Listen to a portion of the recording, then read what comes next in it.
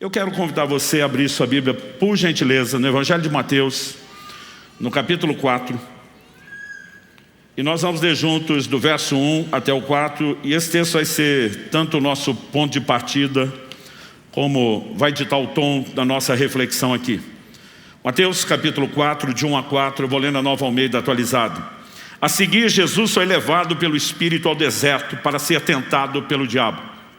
E depois de jejuar 40 dias e 40 noites, teve fome. Então o tentador, aproximando-se, disse a Jesus: se você é o Filho de Deus, mande que essas pedras se transformem em pães. Jesus, porém, respondeu: está escrito, o ser humano não viverá só de pão, mas de toda palavra que procede da boca de Deus. Você pode repetir comigo esse texto que Jesus cita em Mateus 4,4? Se você puder, diga depois de mim: o ser humano não viverá só de pão, mas de toda a palavra que procede da boca de Deus. Eu gostaria de chamar a sua atenção para o que de fato está acontecendo nesse texto. Às vezes a gente acaba assumindo algumas percepções erradas, incompletas. Eu, por exemplo, durante muito tempo, achei que o Espírito Santo guiou Jesus ao deserto para jejuar, e porque ele foi jejuar, acabou sendo tentado pelo diabo. O que a Bíblia diz é o contrário. A Bíblia diz que Jesus o levou ao deserto para ser tentado pelo diabo. E porque seria jejuar. Então, quando falamos de causa e consequência, entender o que vem primeiro, o que vem depois, faz toda a diferença. Eu e você vivemos um tempo de uma guerra e uma batalha espiritual talvez sem precedentes. E precisamos entender como podemos enfrentar esse tipo de guerra. Mas também quando o diabo tenta Jesus dizendo: se você é o Filho de Deus, mande que essas pedras se transformem em pães. Eu durante muito tempo achava que a tentação era para fazer Jesus quebrar o jejum. Mas Jesus já tinha terminado o jejum. Porque a Escritura diz: depois de jejuar 40 dias e 40 noites teve fome. A tentação não era para que Jesus quebrasse o jejum. A tentação era para que ele agisse como Deus e não como homem. Filipenses 2 diz que ele se esvaziou de si mesmo. Ele assume a forma humana. Isso é o que qualificaria para ser um representante legal, um substituto no meu e no seu lugar lá na cruz. Se ele agisse como Deus, ele não poderia ser o nosso Redentor. Mas a resposta de Jesus, que para mim é o mais impressionante, né? E nós precisamos entendê-la a partir do prisma do que está acontecendo. Porque quando a Bíblia diz que Jesus teve fome, esse não é aquele sentimento que você tem quando pula uma ou duas refeições. A maioria de nós, quando diz está com fome, né, eu costumo dizer isso não é bem fome, é um protesto, um desconforto do seu corpo, que acostumado a receber doses, quantidade de energia em horários específicos, ele começa a pedir por aquilo que você não está entregando. O corpo desenvolve certos hábitos. Mas a energia que movimenta o seu corpo, glicose, vem de um grupo alimentar específico, carboidrato. Quando você não bota isso para dentro e falta energia, o corpo está gritando por energia, ele consegue se virar caso você não atenda ao pedido dele. Ele vai acessar uma fonte alternativa de energia, glicogênio, armazenado nos seus músculos e principalmente no fígado. O que é o glicogênio? Glicose você ingeriu antes, numa capacidade maior do que o seu corpo podia, né, gastar, virou essa reserva. Essa reserva, em no máximo 3 dias, ela se esgota, ela é curta. E quando se esgota, seu corpo vai acessar uma segunda fonte alternativa de energia, as reservas de gordura do corpo. O que são as reservas de gordura? Glicose que você ingeriu, em quantidade maior é o que seu corpo consumiria, maior do que aquilo que ele podia transformar em reserva de glicogênio, ele armazena como gordura. Na falta da glicose ou do glicogênio, ele faz o processo inverso. A glicose foi transformada em gordura, agora ele transforma a gordura em glicose para entregar energia ao seu corpo. Quando você entra nesse processo de queima de gordura, depois do 3º dia, nós chamamos isso a ciência chama isso de cetose, porque a queima de gordura libera corpos cetônicos. Já ouviu falar da dieta cetogênica? Ela força o seu corpo a entrar nesse estado de queima de gordura quando você deixa de comer glicose. Mas é exatamente isso que acontece no jejum. Por que eu estou dizendo isso? Porque depois que você entrou em cetose, você não tem mais fome. A maioria das pessoas acha o jejum difícil demais, porque normalmente nunca passou do 1º dia. Pastor, no 2º melhora? Piora. E o terceiro, melhor em relação ao segundo, mas ainda é pior do que o primeiro. Mas depois que você entrou em cetose, você não tem mais fome. Porque seu corpo trocou um alimento externo pelo interno, que é a reserva de gordura. Com o tempo, eu aprendi a cortar a glicose 3, 4 dias antes de entrar no jejum. Eu já entro no jejum sem fome. Então, você não tem fome. Eu já fiz vários desses jejuns de 40 dias. Eu nunca tive fome. Quando Jesus teve fome, a Bíblia está dizendo que ele esgotou as reservas de gordura. É a fome real. É quando o corpo vai entrar no modo de inanição, consumo de tecido vivo. Isso aqui, nós não estamos falando, gente, de vontade de comer. Nós estamos falando de desespero. Nós estamos falando do mais básico instinto humano dado pelo Criador sendo ativado, que é a luta pela sobrevivência. Esse é o momento onde, se Jesus não comesse, uma vez que decidiu viver como homem, diante das leis naturais e não, como Deus, ele não teria sobrevivido. E eu quero chamar a sua atenção, porque eu nunca conheci uma pessoa que entrou no modo de fome de inanição. Sabemos que há casos que isso acontece, mas nunca conheci para conversar e fazer perguntas. Mas por algo menor do que isso, Esaú estava disposto a vender o seu direito de primogenitura. Então tenta imaginar o quão desesperador é essa fome, quando todo o seu corpo está gritando por sobrevivência. É nesse momento que Jesus faz a declaração: nem só de pão viverá o homem, mas de tudo aquilo que procede da boca de Deus. O que ele estava dizendo: esse corpo pode estar desesperado no nível de fome que a maioria dos seres humanos nunca conheceu nem vai conhecer. Mas dentro de mim há uma fome maior por outro alimento. Jesus está dizendo que eu e você não somos apenas carne, matéria, um corpo a ser alimentado. Nós também somos seres espirituais, e esse ser espiritual precisa de alimento para a subsistência, como a carne precisa, e o alimento espiritual é a palavra. Mas Jesus está exaltando a fome pelo pão sagrado, celestial, como algo que vem primeiro, antes do que o próprio desespero no nível que ele está por alimento.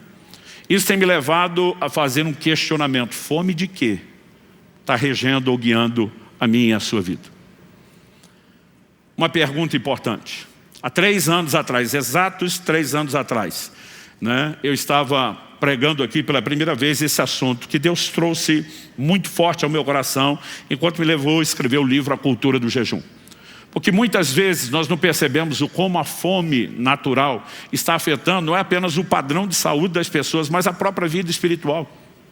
Qual foi a primeira área de tentação e queda lá no Éden? Comida. Porque Esaú vendeu o direito de primogenitura, como mencionei agora há pouco, por causa de comida. Números 11 fala que aquela geração que sai do Egito, com sinais, prodígios e milagres da parte de Deus, nunca antes visto. Deus os tira da escravidão. Números 11 diz que eles ficaram com saudade de voltar para o Egito, por causa da comida. Qual foi a primeira tentação que o diabo apresenta para Jesus? Transforma essas pedras em pães. Outro dia alguém falou: mas Cristo, o último Adão, diferente do primeiro, não caiu. Falei, ponto para ele. Mas o diabo atacar na mesma área remete àquela máxima do futebol que nós usamos no Brasil: o time que está ganhando não mexe. Pensa num assunto que tem se mostrado algo delicado, não apenas quando falamos de saúde, mas pelo próprio prisma das coisas espirituais. O apetite, a fome, e se você gasta tempo prestando atenção na Escritura, é assustador. Tem levado muitas pessoas ao erro. Mas Jesus nesse momento está dizendo: eu fico firme, não há chance de você, Satanás, me derrubar, porque dentro de mim há uma fome maior por um alimento superior. E nós precisamos entender essa questão de fome. A partir desse questionamento, eu comecei a perceber na palavra de Deus o alto volume, a recorrência de abordagens desses exemplos. Então, em primeiro lugar, eu quero enfatizar aqui que não só Jesus está dizendo: olha, o homem não vive só do pão natural, que alimenta o corpo, mas também da palavra de Deus, que alimenta o espírito. Evidente que ele está deixando claro que nós temos 2 tipos de alimento. Por quê? Em João 3,6, Jesus diz para Nicodemos: o que é nascido da carne é carne, o que é nascido do espírito é espírito. E normalmente a gente diz: você não é um ou outro, você é tanto um quanto o outro, e precisa dos 2 tipos de alimento. Mas há vários momentos nas Escrituras onde a ideia dos 2 tipos de alimento, ela é apresentada não apenas como: olha, nós precisamos dos 2. Mas muitas vezes a ênfase é que um alimento pode interferir na maneira como nós lidamos com o outro. E aqui nós estamos falando de como o natural pode afetar o plano espiritual. Em Lucas, no capítulo 8, no verso 14, na parábola do semeador, Jesus fala que uma semente caiu entre espinhos. Em outro evangelho, a Bíblia diz que os espinhos cresceram. Porque esse é o tipo de coisa que você não se livra dele, ele cresce, ele aumenta na sua vida. Mas Jesus, em Lucas 8,14, explica. Ele diz o que são os espinhos. Foram sufocados com as preocupações, as riquezas e os prazeres dessa vida. Ele fala de 3 coisas que podem ser interpretadas como espinhos que sufocam a ação da palavra. Preocupações, riquezas, prazeres. Sabe o que é curioso? A nossa relação com o alimento mexe nessas 3 áreas. Preocupações. A maior parte da população levanta, acorda de manhã para garantir a sobrevivência. Trabalha para ganhar o pão, a subsistência, literalmente. E a maior parte da preocupação das pessoas começa com a questão da subsistência, da sobrevivência. Quem rompe esse modo e começa a prosperar, entra no outro padrão, riqueza, que vai trazer outro tipo de preocupação, mas normalmente, quanto maior é o padrão de vida, não apenas mais, mas principalmente, melhor se come. Não há como você desassociar o lugar que isso vai ocupar na vida das pessoas. Mas quando Jesus fala de prazeres, ele também está falando de um assunto que, de novo, vai envolver alimento, né? Deus nos deu paladar. É lógico que existem motivos fisiológicos para isso. Quando a glicose entra na sua boca, o seu pâncreas já reconhece e já está produzindo insulina para pegar aquela energia, distribuir. Mas Deus também queria que a gente tivesse prazer, porque senão ele poderia gerar a mesma percepção para o corpo reagir, sem que a gente sentisse muita diferença nisso. Na doutrina bíblica, nós podemos dizer que a relação com comida também envolve prazer, e eu não quero falar contra isso. Mas o que eu e você precisamos perceber é que há inúmeros textos que falam que o excesso com a relação de algumas coisas, inclusive alimentar, ela pode ofuscar a nossa percepção em relação à necessidade ou à importância do alimento espiritual. Olha o que diz Lucas 21:34, vou ler na tradução brasileira. Guardai-vos, para não suceder que os vossos corações fiquem pesados com o excesso no comer, no beber e com os cuidados dessa vida. O Evangelho de João nos mostra no capítulo 4, quando Jesus chega em Sicar, junto ao poço de Jacó, em Samaria. E a Bíblia diz que ele encontra uma certa mulher ali junto ao poço. Os discípulos haviam saído para buscar comida, né? O verso 8 diz que eles foram à cidade comprar alimentos, Jesus fica lá. Quando chegam, Jesus está conversando com a mulher. E João 4, de 31 a 34, diz assim, enquanto isso, os discípulos pediam a Jesus, dizendo, mestre, coma. Mas ele diz, tenho para comer uma comida que vocês não conhecem. Então os discípulos começaram a dizer entre si, será que alguém lhe trouxe algo para comer? Jesus lhes declarou, a minha comida consiste em fazer a vontade daquele que me enviou e realizar a sua obra. Eles chegam, Jesus está ministrando a mulher. Mas eles interrompem Jesus, diz, mestre, coma, tipo, não tem nada mais importante do que isso. E Jesus manda essa, a minha comida consiste em fazer a vontade daquele que me enviou e realizar a sua obra. Isso significa o quê, gente? Quando falamos de alimento espiritual, a maioria de nós pensa que o pão é apenas a leitura bíblica, a meditação bíblica, ou no máximo, você sentar a ouvir uma exposição de pregação e ensino como essa. Mas Jesus está dizendo que fazer a vontade, cumprir e obedecer a palavra é alimento.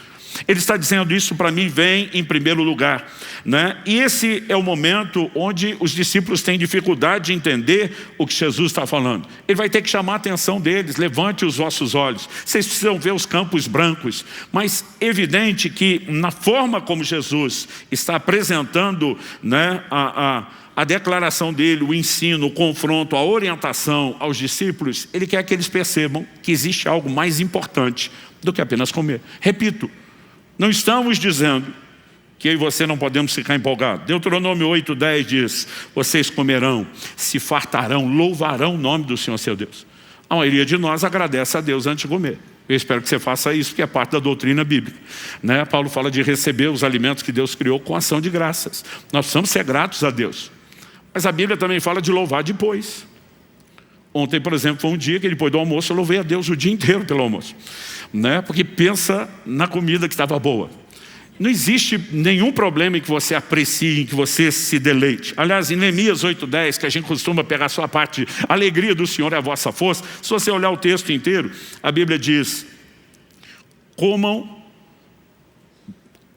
comam carnes gordas, bebam bebidas doces, mandem porções aos que não têm nada preparado para si, porque esse é dia consagrado ao nosso Senhor. E não fiquem tristes, porque a alegria do Senhor é a força de vocês. Estava falando de uma festa solene, todo mundo ia sentar para comer, se regozijar juntos, e ele diz, nós vamos nos alegrar no Senhor. Ou seja, nós não estamos dizendo que não pode haver deleite, que não existe, né, algo que se praticar de forma adequada não dê problema, mas o que eu e você precisamos entender é que a Bíblia fala da possibilidade de que uma coisa afete a outra. Segundo lugar, quando Jesus nos seus ensinos, e não apenas nosso Senhor, mas ao longo de toda a Escritura, quando a Bíblia fala tanto de fome como de saciedade, nós precisamos entender como essas coisas se relacionam não só com o alimento natural, mas também com o alimento espiritual. Salmo 42:2, minha alma tem sede de Deus, do Deus vivo. Quando irei, me apresentarei diante da face de Deus. Mateus 5:6, bem-aventurados os que têm fome e sede de justiça, porque serão saciados. Ele está falando de fome, que não é por alimento natural, mas também está falando de saciedade, né, que não vem do alimento natural.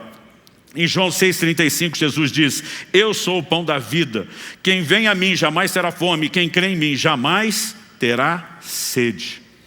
À medida que olhamos para as Escrituras, a gente percebe não só que tem dois tipos de alimento, mas que não só no natural como no espiritual, a Bíblia também fala de fome e saciedade. Dito isso, eu queria que você observasse uma declaração que o próprio Jesus faz no Sermão do Monte. Isso foi registrado por Lucas. Lucas capítulo 6, verso 21. Bem-aventurados são vocês que agora têm fome, porque serão saciados. Ele está falando de fome e saciedade. Eu, durante muito tempo, achava que Jesus, lendo esse texto, estava falando de fome natural, saciedade natural. Bem-aventurado vocês têm fome, alguma necessidade. O Pai cuida de vocês, vai suprir. Vocês estarão saciados. O problema é que alguns versículos depois, em Lucas 6,25, Jesus diz, ai de vocês que agora estão fartos, porque vocês vão passar fome. E aí, se Jesus estiver fazendo as duas declarações no plano natural, nós temos uma coisa confusa. Então vamos para a primeira. Bem-aventurados vocês que têm fome, porque vocês serão saciados. Deus diz, está com fome, eu te promovo para outro lugar, eu te trago para a saciedade. Só que agora que o cara veio para cá promovido por Deus, Deus diz, ai de vocês estão fartos, porque vocês vão ter fome. Então ele é trazido de novo para cá. Mas quando ele volta para cá, entra em vigor a outra declaração. Bem-aventurados vocês têm fome, porque serão saciados. Gente, nós estamos falando de um loop sem fim, ilógico. E não é assim que a Escritura trabalha. O que eu e você precisamos entender é que Jesus não estava falando meramente de questões naturais. E talvez a melhor forma da gente entender, né, o que ele está dizendo, vocês têm fome. Ao longo de toda a Escritura, o interesse é algo, né, que eu costumo chamá-lo de a moeda de troca no reino de Deus. E muitas vezes ele é apresentado com a alegoria da fome, é apresentado com a alegoria da sede. Né? O que significa isso? Né, o interesse ser a moeda de troca. Não estou falando de compra literal, mas Jesus usa essa alegoria no livro do Apocalipse. Ele aconselha o anjo da igreja de Laodiceia, aconselho-te que de mim compres ouro refinado pelo fogo, vestes brancas para que te viste, colírio para ungir os dos teus olhos a fim de que você veja. Ele não está falando de comprar com dinheiro, mas o que ele está dizendo é, você me oferece algo para acessar o que eu tenho, e isso se chama interação. Mesmo quando a gente fala da graça, onde não tem mérito, Romanos 5,2 diz, pela fé temos acesso à graça. Para acessar o que Deus está disponibilizando, a gente tem que entrar com algo. E nós precisamos entender que para acessar as coisas de Deus tem que haver interesse. O próprio Jesus no Sermão do Monte diz, não deis aos cães aquilo que é santo e não deis pérolas aos porcos. Ele não estava achando que alguém ia sair jogando pérola de verdade, literalmente, para os porcos. Mas o que ele está dizendo, você não entrega algo de valor para quem não reconhece o valor daquilo. Agora a pergunta é, Deus nos mandaria fazer algo que Ele primeiro não faz? Se Ele está dizendo que não é para a gente dar algo de valor, para quem não reconhece o valor, você acha que Ele vai entregar? Se existe algo que é uma chave para que a gente possa acessar um lugar diferenciado da comunhão com Deus, das manifestações do seu poder, se chama interesse. Muitas vezes é apresentado na alegoria da fome, outras da sede. Você olha para Isaías 44:3, o Senhor diz, derramarei água sobre o sedento. Por que sobre o sedento? Porque ele vai aproveitar a água, porque ele não vai desperdiçar a água, porque ele está valorizando a água. E diversas afirmações bíblicas nós vamos encontrar exatamente as mesmas declarações.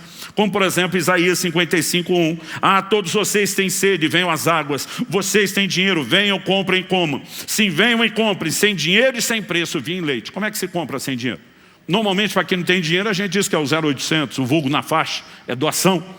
Mas Deus está dizendo, você vai comprar. Você tem que vir com alguma coisa. Deus está dizendo, você tem sede, eu te dou água. Você tem fome, eu te dou comida. Né? Eu vou entregar aquilo que você, de fato, almeja. E quando falamos disso, nós precisamos entender a importância de fome ou sede no plano espiritual. Só quando Jesus, e eu quero voltar agora no Sermão do Monte, diz, ai de vocês que agora estão fartos, porque vão passar fome. Ele não está falando do farto, barriga cheia, literal. Ele está dizendo de gente que está aproximando de Jesus sem interesse pelas coisas espirituais. E ele está dizendo, quando a fome bater, vai ser tarde. Porque existe uma janela de oportunidade para que se aproveite. E vocês não estão aproveitando. E quando vocês tiver fome, ela não mais será atendida. Isso concorda com a profecia de Amós. Em Amós, no capítulo 8, nos versos 11 e 12, a Bíblia diz, eis que vem dias, diz o Senhor Deus, em que enviarei sobre a terra fome, não de pão, sede, não de água, mas de ouvir as palavras do Senhor. Durante muito tempo eu estava só, Amós 8:11, falando de uma coisa boa. Porque eu creio de fato num despertamento divino que vai trazer fome, que vai trazer sede. Mas aqui Deus estava trazendo uma palavra de juízo. Se você olhar os versículos anteriores em Amós 8, de 4 a 7, os israelitas estavam sendo julgados porque haviam se fartado do pecado. E agora Deus está dizendo, eu vou enviar fome de algo que vocês nunca acostumaram consumir. Fome e sede da minha palavra. Mas no verso seguinte, o 12, ele diz, andarão de mar a mar, do norte ao oriente, correrão por toda parte procurando a palavra do Senhor, mas não a acharão. E diz, a hora que a fome entrar, vocês não podem mais ser saciados. E essa fome não será mais um meio de acesso ao que eu tenho a oferecer. Será só um juízo para vocês se fartaram de outras coisas. Deixa eu tentar explicar isso melhor. Quando eu era criança, mamãe estava preparando o almoço. Esse desenho costumava acontecer no culto de domingo. Domingo, eu e meus irmãos, a gente brincava que era o dia da fome. A gente ia cedo para a igreja na época que tinha a escola bíblica dominical. E a gente pegava 2, às vezes 3 ônibus para chegar na igreja. Então tinha que sair cedo. Depois da escola bíblica dominical tínhamos um culto. E quando o culto terminava, papai era o pastor que atendia todo mundo. Então a gente fechava a igreja. Depois mais 2, 3 ônibus para voltar. Nem sempre ela conseguia deixar o almoço adiantado no dia anterior. Então, às vezes mamãe chegava. Normalmente eu lembro que domingo era o dia que ia rolar macarronada, até porque era mais rápido. Mas a gente estava desesperado. Mas assim, morto de fome. Agora se a gente falasse para a dona Zendi, que está sentado ali na primeira fila, e pedisse para comer alguma coisa antes, era assim, um risco potencial de dona Zeni soltar os 4 cavaleiros do Apocalipse para cima da gente. Porque ela dizia, se vocês comer porcaria antes, a hora que eu colocar comida de verdade, vocês não têm mais fome, não têm apetite. Isso era na época que as mães eram raiz. Hoje elas estão muito Nutella, né? Mas na época que mãe de verdade agia desse jeito, a gente nem ousava. Eu creio que Jesus está trabalhando exatamente a mesma lógica. Ele diz, olha, aqueles que têm fome pelas coisas de Deus serão saciados. Mas alguns de vocês já chegaram saciados de outra coisa, saciados de balinha, saciados de docinho, saciados de chocolatinho, e agora não tem interesse ou apetite pelas coisas espirituais. Isso é o que tem de fato chamado muito a minha atenção. Eu comecei a perceber nas Escrituras o quão sério esse assunto é, a ponto de podemos declarar que a fartura natural pode contribuir com indiferença espiritual. Ela não é automática, mas pode. Deuteronômio capítulo 8, eu quero ler de 11 a 14. Deus começa dizendo, tenham o cuidado. Tenha cuidado, preste atenção, fique esperto, abre o olho. Ou, se a gente for usar a linguagem pentecostal mais raiz, vigia, varão. Tenha o cuidado de não se esquecer do Senhor seu Deus, deixando de cumprir seus mandamentos, seus juízos, seus estatutos que hoje lhes ordeno. Como que alguém esqueceria de Deus? Vamos continuar. Não aconteça que depois de terem comido estarem fartos, depois de haverem edificado boas casas e morado nelas, depois de se multiplicarem o seu gado e os seus rebanhos, e aumentar a sua prata e o seu ouro, e ser abundante tudo que vocês têm, se eleve o seu coração, e vocês se esqueçam do Senhor seu Deus, que os tirou da terra do Egito, da casa da servidão. Depois de terem comido e se fartado, depois de terem prosperado, que não aconteça de vocês se esquecerem. Então, quando a gente fala de fome e saciedade, a gente não pode olhar só para o alimento natural. Nós vamos falar a respeito de outros apetites, desejos e vontades, E é nessa hora que as coisas materiais não podem ficar de fora da equação. No Evangelho de Marcos, no capítulo 10, se você for rápido de endereço, quiser abrir e acompanhar comigo, nós temos um episódio que eu fico pasmo, como assim, raramente eu vejo alguém comentar o assunto. Pregar, mais difícil ainda. E estou assim, uma vida inteira andando e trilhando nesse meio das igrejas. 31 anos só de ministério pastoral, pregando a palavra de Deus há mais tempo. Honestamente, a gente não vê muita gente falar sobre isso. Mas a Bíblia nos mostra que um certo homem rico procura Jesus e ele pergunta o que fazer para herdar a vida eterna. Jesus diz, guarda os mandamentos. Ele falou, eu estou fazendo isso. A Bíblia diz em Marcos 10, 21, que Jesus, olhando para ele, o amou. A Nova Almeida atualizada diz, Jesus olhando para ele com amor. Olhando para ele, o amou. Então entenda que o amou é diferente de o trollou. Ok? Porque é como ele se sente. Jesus olha e diz assim, só uma coisa falta a você. Outras traduções dizem, se queres ser perfeito, pleno, completo. Porque ele vem perguntando da vida eterna. Jesus diz, guarda os mandamentos. Ele diz, mandamento estou guardando. Jesus percebe que tem uma fome por algo mais. Jesus diz, se você quer ser completo, vá, venda tudo o que tem, dê o dinheiro aos pobres, e você terá um tesouro no céu. Depois, vem e siga-me. Esse vem e siga-me não é um chamado apenas para crer nele. Ele falou, eu tenho um lugar para você dentro da minha equipe que vai transformar o mundo. O verso 22 diz, ele, porém, contrariado com essa palavra, retirou-se triste, porque era dono de muitas propriedades. A Bíblia sequer menciona o nome desse homem, um jovem. Mas Jesus, que não deixava a bola quicando, aproveita o momento para ensinar os outros, já que o primeiro não foi receptivo à proposta dele. Verso 23. Então Jesus, olhando ao redor, disse aos seus discípulos, como é difícil para os que têm riquezas entrar no reino de Deus. Olha a reação dos discípulos. 24. Os discípulos estranharam essas palavras. Mas Jesus insistiu em dizer, de novo agora, filhos, como é difícil entrar no reino de Deus. É mais fácil um camelo passar pelo fundo de uma agulha do que um rico entrar no reino de Deus. Eles ficaram muito admirados, dizendo entre si, sendo assim, quem pode ser salvo? Jesus, olhando para eles, disse, para os seres humanos é impossível, contudo não para Deus, porque para Deus tudo é possível. Então Pedro começou a dizer-lhe, eis que nós deixamos tudo e seguimos o Senhor. E Jesus respondeu, em verdade lhes digo, que não há ninguém que tenha deixado casa, irmãos e irmãs, mãe, pai, filhos ou campos, por minha causa e por causa do Evangelho, que não receba já no presente 100 vezes mais casas, irmãos e irmãs, mães, filhos e campos, com perseguições, e no mundo por vir receberá a vida eterna. Vamos falar um pouco desse texto, porque se comenta muito pouco a respeito dele. Algumas lições. Em primeiro lugar, a dificuldade que Jesus menciona e a sua origem. Quando ele diz como é difícil para os que têm riqueza entrar no reino dos céus, do que ele estava falando? De onde vem essa dificuldade? Não é Deus que colocou a dificuldade. A Bíblia diz em Romanos 8:11, né, que Deus não faz acepção de pessoas. Então, se por um lado Tiago escreve e diz que ninguém poderia dentro da igreja favorecer o rico em detrimento do pobre, a ordem inversa permanece aos olhos de Deus. O rico também, aos olhos dele, não vai valer menos do que o pobre, porque todo mundo é igualmente valorizado e amado aos olhos de Deus. Então, a diferença não vem de Deus. Então, se não é Deus que estabelece a dificuldade, e a dificuldade está lá porque Jesus está dizendo que é difícil para os que têm riqueza entrar no reino de Deus, por lógica, por eliminatória, a gente conclui que quem dificulta a sua própria entrada no reino é o próprio rico e não Deus. Então nós temos a origem da dificuldade, ela procede do próprio rico. Agora vamos entender outra coisa. A gente tem que separar a diferença entre dificuldade e impossibilidade, são duas coisas distintas.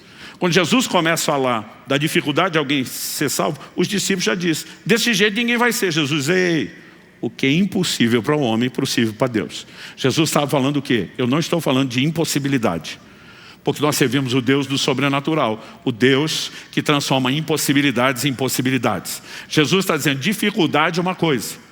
Agora, a dificuldade pode ser vencida. Se fosse impossibilidade, o quadro não poderia ser mudado. Então ele fala de algo não só que é de Deus, procede do próprio rico, mas pode ser mudado e pode ser vencido. Quem está acompanhando até aqui? Agora, a próxima pergunta. Por que que os ricos a gente diria a maioria, tem dificuldade. E aí nós vamos voltar no exemplo que eu dei da criança que come antes do almoço. Porque satisfazem sua alma com as riquezas e já não há apetite para aquilo que é espiritual. Olha o que Jesus diz em Lucas 12, 19, quando ele fala e conta a parábola de um rico insensato. Ele diz que o camarada falou assim: então direi à minha alma, você tem depósito muitos bens para muitos anos, descansa, coma, beba, aproveite a vida. Direi à minha alma, existe um lugar onde as pessoas começam a saciar-se a si mesmos com conquistas e realizações, a ponto de não darem espaço para que possam ser preenchidas por Deus. E aí que entra a importância do desprendimento, que vai te levar a um novo enchimento. Quando Jesus disse para aquele rico vender tudo que tinha, não é a ordem que ele deu para todo rico. O apóstolo Paulo escreve a Timóteo e diz: manda aos ricos desse mundo. Está falando no contexto da igreja. Se todo mundo que se convertesse tivesse que vender e dar tudo, não tinha mais rico dentro da igreja. Ele diz: manda aos ricos desse mundo que sejam generosos em dar, prontos a repartir, né? E ele vai trazer outras instruções. Mas o ponto a ser entendido é que para esse homem, Jesus deu uma orientação específica que deveria ter sido obedecida. E não foi. Então os discípulos rebatem, né? Quando você olha ali o verso 28, Pedro, ele se posiciona e diz: nós deixamos tudo e seguimos o Senhor. É o momento que ele está dizendo: eu estava naquele bar quando o Senhor falou, me segue, eu virei as costas para o meu negócio, eu desisti de tudo. Nós deixamos tudo e temos seguido o Senhor. E aí o que Jesus responde? Em verdade lhes digo, não há ninguém que tenha deixado casa, irmãos e irmãs, mãe, pai, filhos ou campos, por minha causa, por causa do Evangelho, que já não receba no presente 100 vezes mais isso tudo, com perseguições, e no mundo por vir a vida eterna. Do que Jesus está falando? Que o fato de que Pedro e os demais discípulos abandonaram tudo, isso gera mérito para a salvação? Gente, salvação não é por mérito. Porque Jesus não fala só de receber mais aquilo do qual abriu mão, mas está falando da vida eterna. Agora, o que eu e você precisamos entender é que não se trata de merecimento, mas se trata de esvaziamento para um novo enchimento. Quem está entendendo? Porque se o problema é ter as coisas, por que é que Jesus daria 100 vezes mais? Então ele tornaria a situação 100 vezes mais problemática do que era antes. Mas o problema nunca foi ter as coisas. O problema é quando as coisas entram primeiro e no espaço para ele. E ele diz: vamos tirar esse negócio para que eu tenha espaço. Quando eu tiver espaço, eu posso te dar muito mais. Porque se essas coisas não concorrerem com o meu lugar, não há nenhum problema em que você as tenha. Os antigos definiam a avareza assim: o avarento não possui as coisas, são as coisas que o possuem. Eu gosto de dizer que o problema não é o crente ter dinheiro, o problema é o dinheiro ter o crente.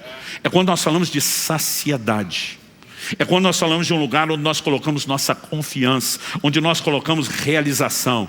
E a maioria dos crentes não tem noção do como isso os impede de entrar num lugar de saciedade espiritual. Isso me leva ao terceiro e último tópico da minha mensagem.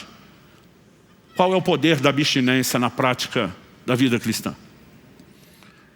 Quando você olha desde o Antigo Testamento, a abstinência era algo comum. Não apenas o jejum de alimento, que essencialmente esse é o sentido primário da palavra jejum. No grego do Novo Testamento, quando Jesus usava a expressão jejum, a palavra é nestil, é uma palavra composta. Ne é um prefixo de negação, estil é comida. Então jejuar em essência é não comer. Só que ao longo dos séculos, na maioria das línguas, a palavra jejum virou sinônimo de qualquer tipo de abstinência. Então às vezes você está lendo uma matéria, né, que um jornalista escreveu uma matéria esportiva e ele vai mencionar determinado time que está em jejum de títulos. Ele pode mencionar um determinado atacante que está em jejum de gols. E por conta disso, nós começamos a relativizar até demais o jejum. O que de vez em quando eu ouço os crentes dizendo: estou fazendo jejum de rede social. Eu não acho errado. Eu só acho que as outras abstinências, elas têm que ser complementares e não substitutas do jejum de alimento. Porque a Bíblia fala de diversas abstinências. Números 30, tinha lei a respeito dos votos. E Deus diz assim: quando alguém fizer um voto, uma oferta voluntária ao Senhor, com a intenção de afligir sua alma. O que é isso? Ele iria abrir mão de algo que ele gostava muito. Ele infligir na sua própria alma tristeza e aflição por abrir mão de algo que dava prazer. Quando Deus estabelece essa lei, Ele está dizendo, eu não exijo isso de ninguém. Mas ao regulamentar a lei dos votos, Deus está dizendo, eu espero que vocês façam. Ninguém é obrigado a fazer. Mas em outras palavras, Deus está dizendo, só regulamentei a lei dos votos porque eu espero que vocês cheguem ao ponto de fazer ofertas voluntárias. Abrir mão de coisas preciosas para vocês. Afligir a alma de vocês, abrindo mão do prazer que aquilo dava a vocês. Por quê? Porque Deus quer sabotar a nossa alegria? Não. Porque muitas vezes, se eu e você não paramos de buscar saciedade na fonte errada, nós jamais vamos acessar a verdadeira fonte de saciedade, que é Ele. Dá para entender a diferença? Então, quando você entende essa lógica na vida cristã, a gente precisa olhar direito para o nosso primeiro texto. Quando Jesus responde a Satanás, está escrito, nem só de pão viverá o homem, ele está citando o quê? Deuteronômio capítulo 8, verso 3. E eu gostaria que você pudesse ler esse texto comigo. O texto sagrado diz assim, Deuteronômio 8:3, ele humilhou vocês, ele os deixou passar fome, ele os sustentou com maná que vocês não conheciam e que nem os pais de vocês conheciam. Para quê? Para que indicativo de propósito? É a razão de tudo isso. Para que vocês compreendessem que o ser humano não viverá só de pão, mas de tudo o que procede da boca do Senhor. Jesus, na aplicação prática, está dizendo, o homem não vive só de pão, vive da palavra. Só que o que Moisés, o texto que Jesus citou, está dizendo é, para vocês compreenderem que o homem não vive só de pão, mas do que procede da boca de Deus, Deus tem uma didática, Deus tem uma pedagogia, Deus tem uma metodologia específica de ensino, qual? Ele humilhou vocês e os deixou passar fome. Essas duas ações precisam ser entendidas, humilhação e fome. Porque quando você olha ao longo das Escrituras, as duas estão relacionadas com abstinências. Por exemplo, Levítico 16, era o dia do jejum compulsório no Antigo Testamento. Toda a nação de Israel, uma vez ao ano. Naquele dia do ano, todo mundo tinha que jejuar. Só que se você lê Levítico 16, você não acha a palavra jejum. Você vai ver Deus, por meio de Moisés, dizendo que cada um tinha que humilhar ou afligir sua alma. E no final a ordem divina é aquele que não humilhar ou não afligir sua alma será eliminado do povo. Se for só um sentimento, como é que saberia quem sentiu quem não para eliminar a pessoa?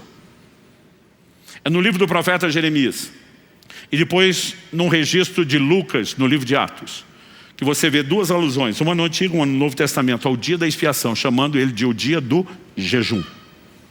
E aí você entende que essa aflição era causada por abstinência. A mesma lógica em Números 30, a lei dos votos.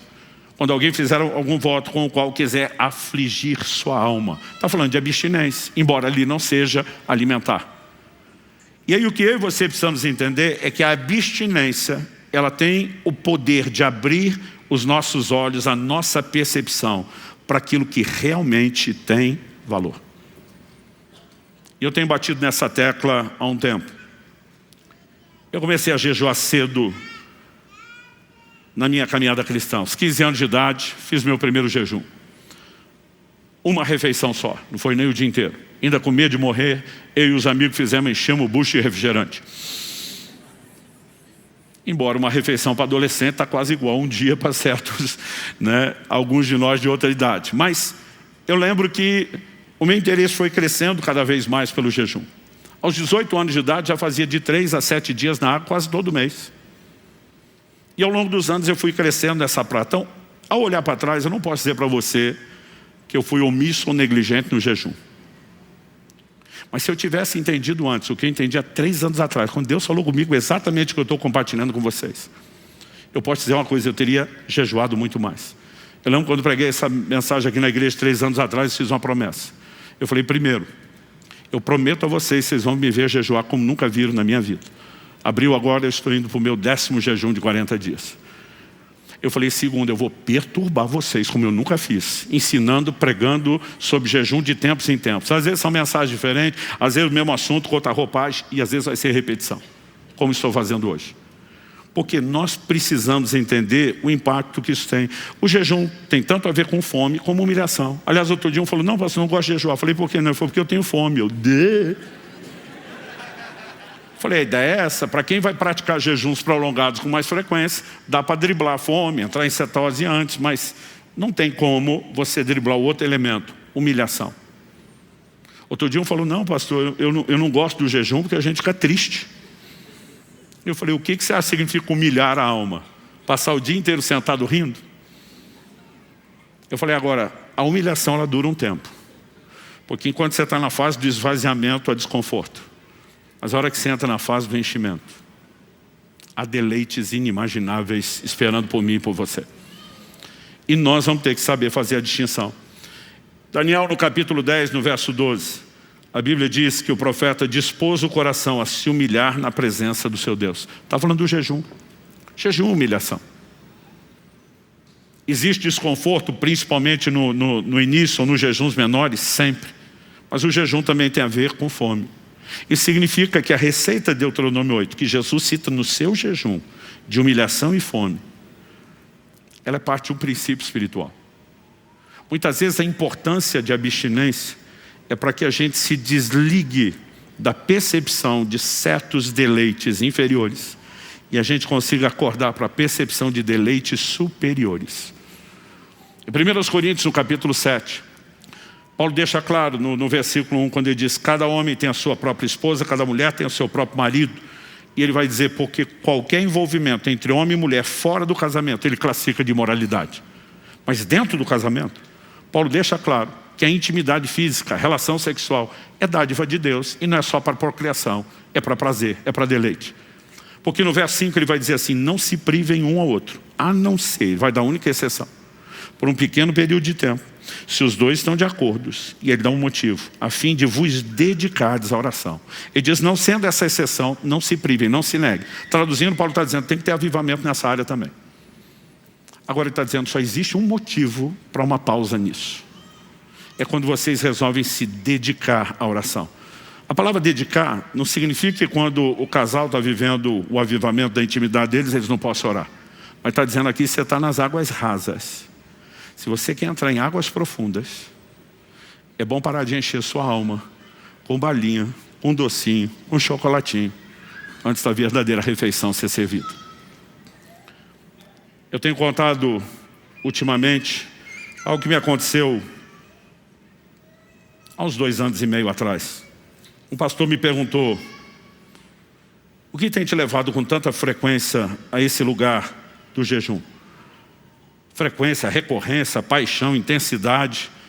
E eu falei para ele, a capacidade de perceber os deleites espirituais. Ele é um mestre de Bíblia impressionante. Mas ele me olhou com cara de interessado e disse, me fale mais sobre isso. E eu contei a história, que eu já devo falar 3 vezes aqui nos últimos 2 anos e meio. De como no jejum seu paladar fica apurado. E eu contei para ele de como num evento, poucos dias antes da minha conversa com ele, eu pedi o sumo do limão, né, o suco do limão, para eu colocar na água num período de jejum. E quando o garçom trouxe e eu provei aquilo, estava doce. E eu chamei ele, dizendo, amigo, só queria limão, não era limonada. Ele falou, mas isso é limão. Eu falei, impossível, está doce. Ele falou, impossível, digo eu, que vi o cara da cozinha espremer. Eu provei a segunda vez, está doce. Aí ele coçando a cabeça, sem acreditar, o pastor na minha frente pega, prova, uma cara de azedo, diz, pelo amor de Deus, Subirá, isso aqui é limão puro, não tem nada de doce. Eu pensei que estava doido, provei a 3ª vez, continuava doce. Ele achou que o doido era ele, provou a 2ª vez, fez cara de azedo de novo. Todo mundo na mesa quis provar, entrar no tira-tema, eu quase fiquei sem limão. Todo mundo fez cara de azedo. E eu estou ali tentando entender, eu não estou doido. E eu me lembrei do jejum. O jejum, seu corpo passa por uma limpeza. Não tem a concorrência daquela disputa de tantos sabores no paladar. O paladar fica absurdamente aguçado. Então, normalmente as pessoas dizem, água não tem gosto. A gente diz, quem jejua discorda. Tem muita diferença de gosto de uma água para outra. E naquele momento eu conseguia perceber a frutose, o açúcar natural do limão, que ninguém conseguia perceber naquela mesa. E eu contei isso para o pastor, dizendo o que o jejum faz pelo meu paladar, fisiologicamente. Ele tem produzido na minha vida espiritual. Porque muitas vezes eu estou com a Bíblia aberta. E a pergunta é isso, sempre foi doce desse jeito, e eu que não percebia. Ou em alguns momentos de oração e adoração, a minha pergunta para Deus é, eu estou te servindo a vida inteira, e isso era doce desse jeito, e eu ainda não sabia. Só que na mesma conversa que eu tive com esse pastor, eu falei para ele, mas outros dias, antes de eu estar aqui com você, depois do limão, eu estava com outro grupo de pastores, sentei com eles à mesa só para ter comunhão, não ia comer, e observei que um deles no final Pegou como sobremesa uma salada de fruta. Para quem o limão está doce, você imagina as outras frutas? Só que eu vi o abençoado virando uma lata de leite condensado em cima daquilo aqui. Foi me dando um desespero. A vontade de voar por cima da mesa no pescoço dele, gritar com ele, dizer: você não precisa disso, você está estragando o doce da fruta. Mas a primeira coisa que eu lembrei é: quando eu consumia açúcar feito doido como ele, eu também não sentia mais o doce da fruta. E se ele não passar pelo processo que eu passei, de tirar o açúcar, ele jamais vai sentir o doce da fruta que eu sei que está lá. E naquela hora eu pensei: não adianta brigar. Ou ele passa pelo processo, ou nada do que eu falar vai fazer sentido para ele. Onde eu quero chegar? Quando o apóstolo Paulo está dizendo que marido e mulher às vezes podem e até deveriam dar uma pausa na intimidade, ele não está dizendo que isso é errado. Assim como quando a gente deixa de comer, a gente não deixa de comer porque comer é errado. Mas ele está dizendo que às vezes você tem que dar uma pausa no leite condensado para resgatar a percepção do verdadeiro doce, o doce da fruta. Deus sempre esperou ser a fonte da nossa saciedade.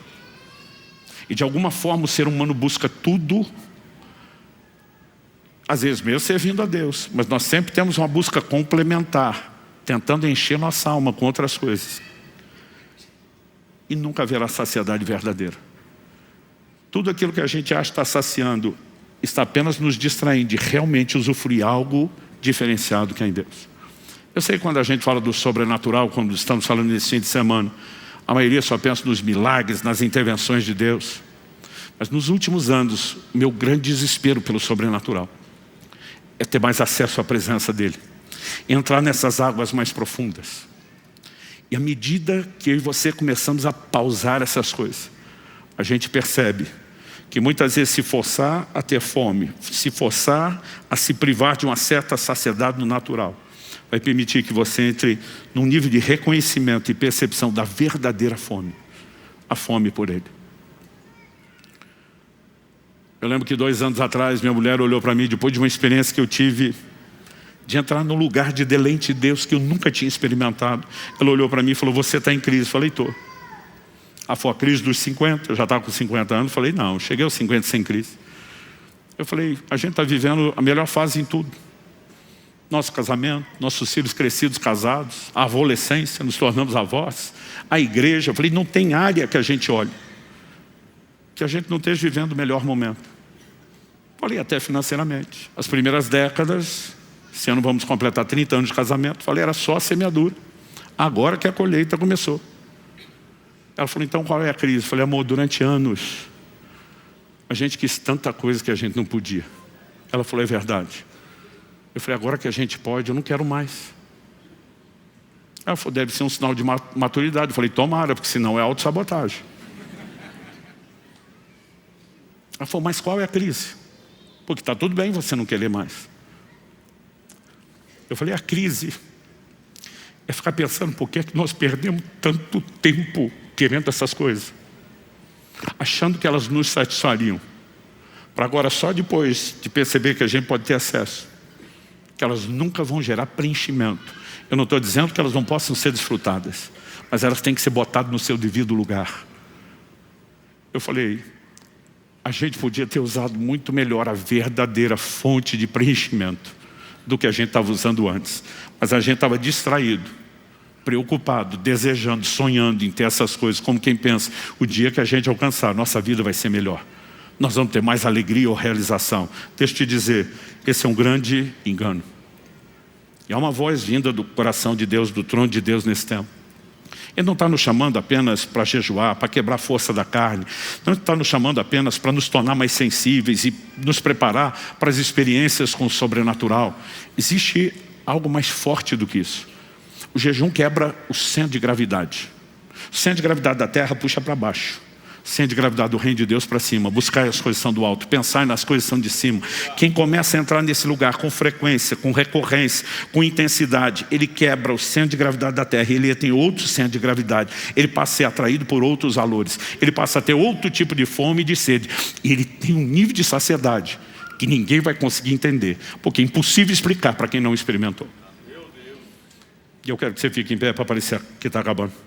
Eu lembrei que tem outro culto daqui a pouco.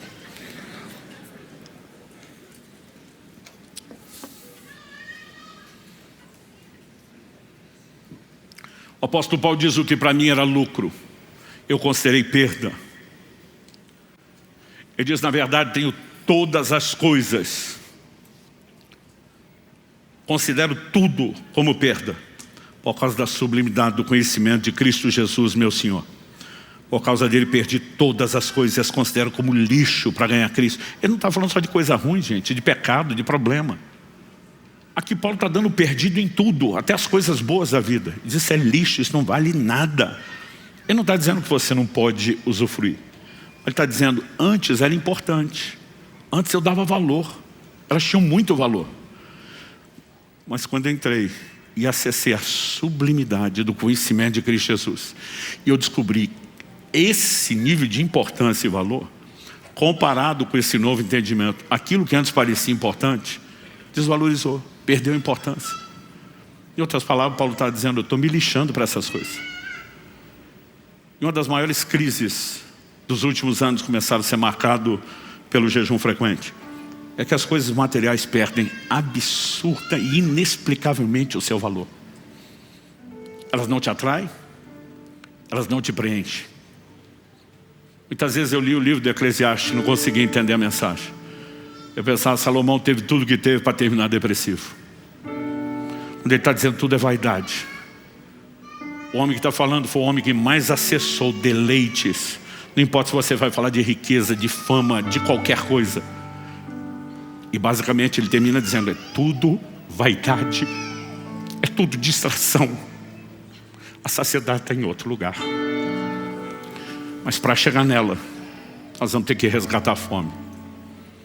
E para resgatar a fome, nós vamos ter que parar de encher a barriga de doce e balinha, porque senão não haverá apetite para as coisas espirituais. Há muitas coisas que são lícitas, mas nós estamos dando tempo demais. Entretenimento, festas. Fala de festa, eu vou de comida, porque festa de crente é comida. Crente não fuma, não bebe, mas come, que é um negócio. Nós vamos ter que dar uma pausa nessas coisas, para poder entrar na percepção de quem é Ele. Eu não vim te apontar o dedo, eu não vim jogar pedra em você. Eu falo com todo o temor de Deus do meu coração.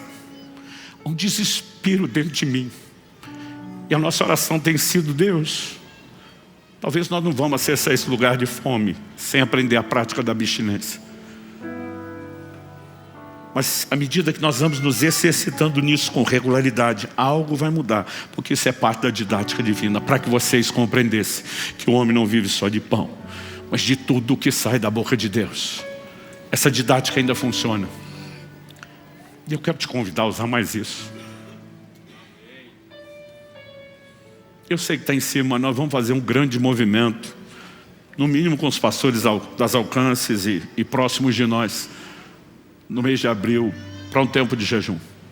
100 dias na palavra chegaram, é hora que você pode intercalar. São momentos onde nós podemos e devemos valorizar o que realmente precisa. Pai, eu oro por cada um dos meus irmãos e irmãs. Eu oro para que aquilo que o Senhor começou aqui agora não termine no final dessa reunião.